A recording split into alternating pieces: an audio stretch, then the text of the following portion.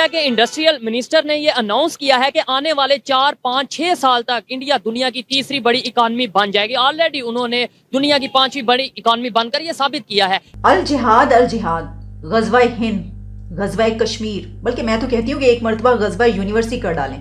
اس کا سب سے بڑا نقصان پاکستان کی اکانومی کو ہو رہا ہے، اس اکنامک ایجنڈے کو ہو رہا ہے جس کے تحت پاکستان نے ترقی کرنی تھی. کوئی کہتا ہے پاکستان ایشین ٹائیگر بن رہا تھا آج سے 8 سال پہلے، کوئی کہتا ہے کہ پاکستان کی گروتھ جو ہے وہ 6% پہ جا رہی تھی. تو ہم دوبارہ اتنے زوال تک کیسے آ گئے؟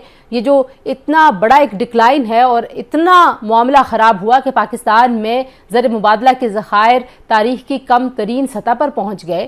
اب دیکھیں یہ انڈیا کو کیا ایڈوانٹیجز ہو رہے ہیں، پاکستان کہاں پہ بیک گراؤنڈ میں پیچھے چلا جاتا ہے. پاکستان کی پولیٹیکل کلاس کو کچھ پتہ نہیں امریکہ میں کیا ہو رہا ہے.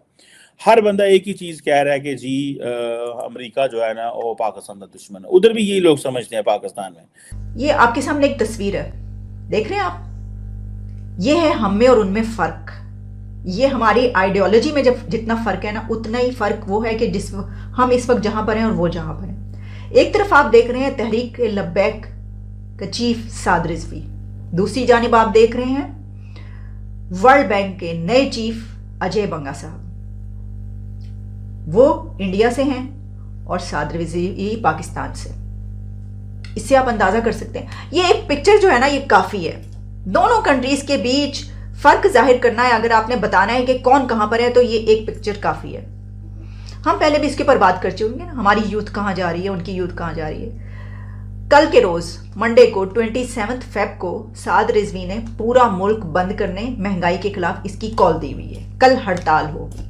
جبکہ ایک طرف ورلڈ بینک کا جو چیف ہے انڈیا کے اجے بنگا، وہ اپنا جو ہے وہ وہاں پر اپنا عہدہ انہوں نے سنبھالا ہے.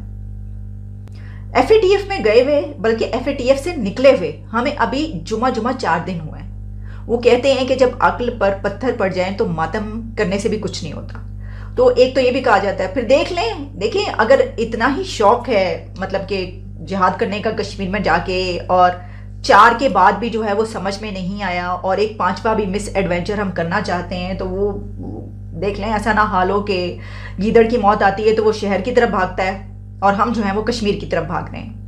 تو ہم کس طرف جا رہے ہیں؟ یہ نا اتنی ایفرٹس ہم نے کی ایف اے ٹی ایف سے نکلنے کے لیے، اور اس کے بعد یہ ہو رہا ہے. پوری دنیا اس وقت سپر پاورز اور پورا ویسٹ اس ملک کی طرف بھاگ رہا ہے کہ ہمارے ساتھ اس کے پروجیکٹس ہوں، اور یہ جس طریقے سے ایک رائزنگ کنٹری اور جہاں پر پہنچنے لگا ہے تو ہمارے ساتھ اس کے تعلقات بڑے اچھے ہونے چاہیے.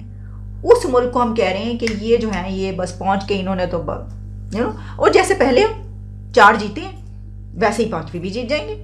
فکر کی کیا بات ہے، کوئی مسئلہ ہی نہیں. دیکھیں ہار جیت تو آپ کے ذہن میں ہوتی ہے. وہ عمران خان صاحب نہیں کہتے ہار تو وہ مانتا ہے جو ہار جائے ہیں، تو پھر ضروری تھوڑی ہے کہ ہم اس کے بعد دوبارہ سے ہار مان جائیں. لیکن ایک بات یاد رکھیے گا کہ اس مرتبہ معاملہ جو ہے وہ پہلے والا نہیں ہوگا. تیار ہو جائیں آپ بس تیار ہو جائیں کہ آپ نے کیا کرنا ہے. اور یہاں پر تو خیر اس سے پہلے بھی میں کئی مرتبہ کہہ چکی، نعرے لگانے والے جہاد کے. اب تو ہماری جو لیڈرز ہیں وہ اپنے اس میں کیمپین یہ چلا رہے ہیں کہ جہاد کے لیے نکلو. یوتھ کو، نوجوانوں کو یہ کہہ رہے ہیں. یعنی آپ یہ سوچیں کہ یہ کون سا ایرا ہے اور ہم کہاں پر بیٹھے ہیں اور کیا ہو رہا ہے. یہ بھائی کیا ہو رہا ہے. اور بلکہ میں دیکھ رہی تھی ایک اور ویڈیو وائرل ہو رہی جس میں پتہ چلا کہ حافظ سعید گھوٹکی میں، اور وہاں پر کوئی آپ جانتے ہیں نا کہ سندھ میں ہندو لڑکیوں کو جو زبردستی کنورٹ جو کیا جاتا ہے، اس میں کوئی 7,000 خاندان وہاں کے، اور انہوں نے بڑے آرام سے خود سے اپنے دل سے جو ہے وہ حافظ سعید کے ہاتھ پر بیعت کر کے مسلمان ہوئے.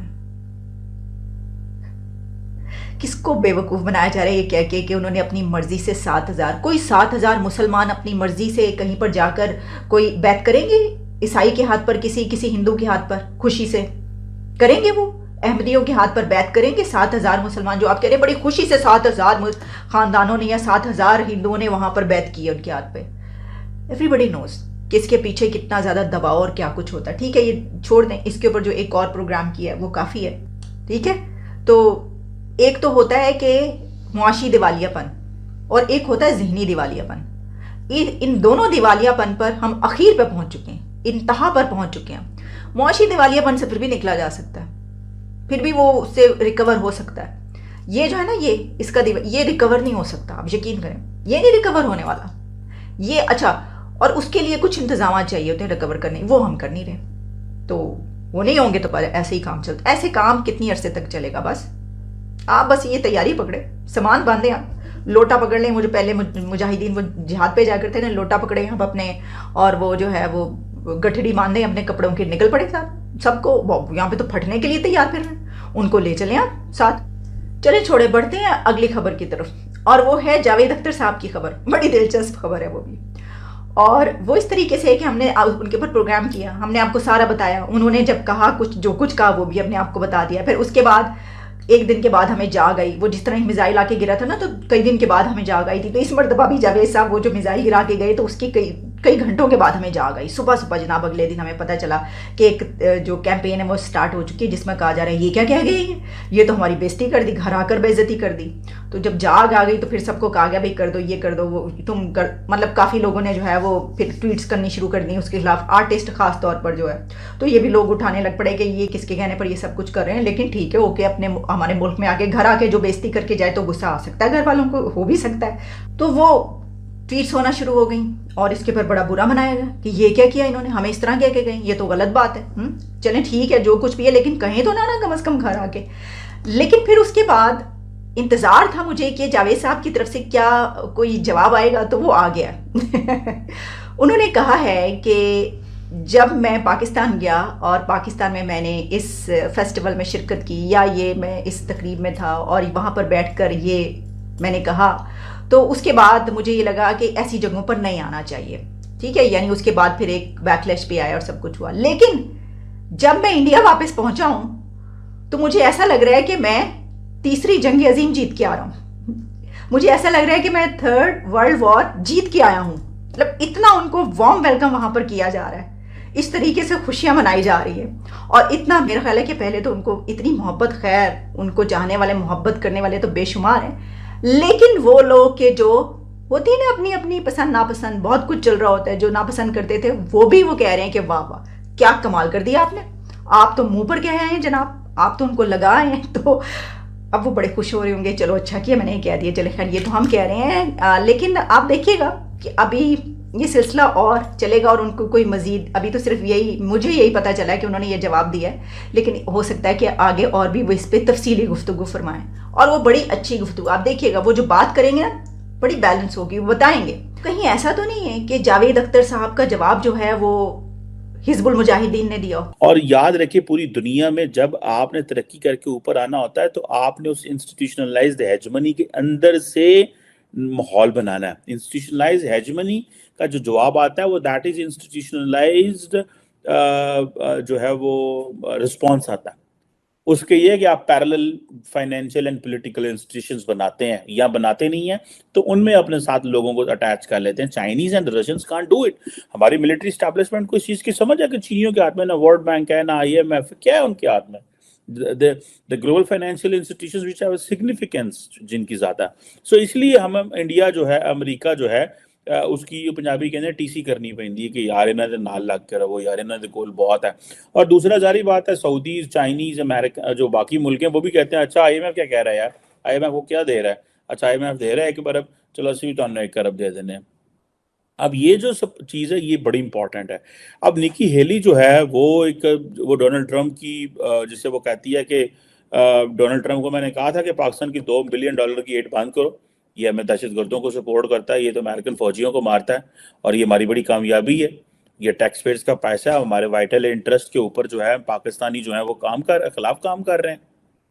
اچھا ریپبلکنز آئے ہیں, ریپبلکنز کو دیکھیں آپ کہ عمران خان نے بائیڈن پہ اور امریکی سرکار پہ الزام لگا دیا, بائیڈن نے تو جواب ہی نہیں دیا, secretary of state Antony Blinken نے بھی کوئی جواب نہیں دیا, اسٹیٹ ڈپارٹمنٹ نے میڈیا کے لوگوں کو جواب دیا اور اس نے کہا کہ جناب ٹھیک ہے جناب ایک بات.